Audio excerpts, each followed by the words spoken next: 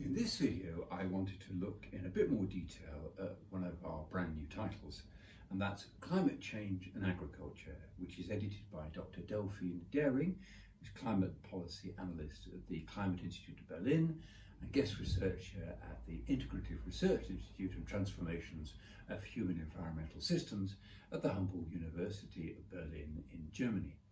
Part 1 of the book looks at the impacts of climate change on agriculture.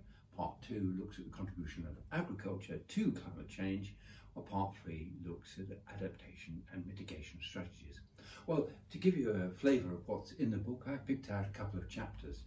Chapter 1 investigates how atmospheric changes modify agro-ecosystem functioning through complex interactions with other environmental factors, including nutrient or water availability.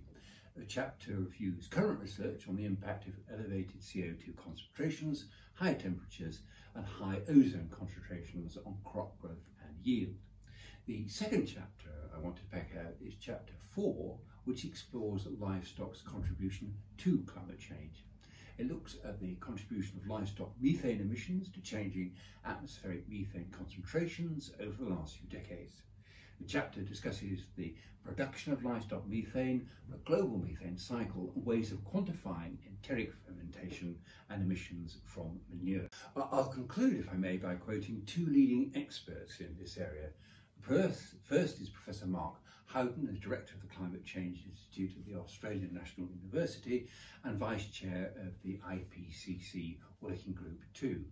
And he's been kind enough to say, the challenges ahead for agriculture globally are substantial and growing, feeding an increasingly populous and hungrier world whilst managing increased risks from climate change, reducing greenhouse gas emissions and operating in ways that enhance ecosystem services.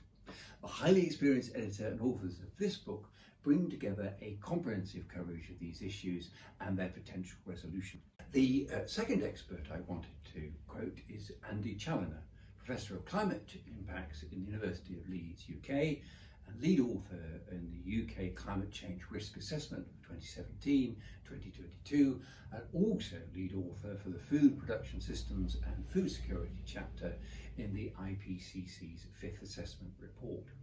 And he said, it's not so long since impacts, adaptation and mitigation were treated entirely separately in climate change research. With its broad and deep look at the topic, this book promises to be among the leading efforts to bring these strands together.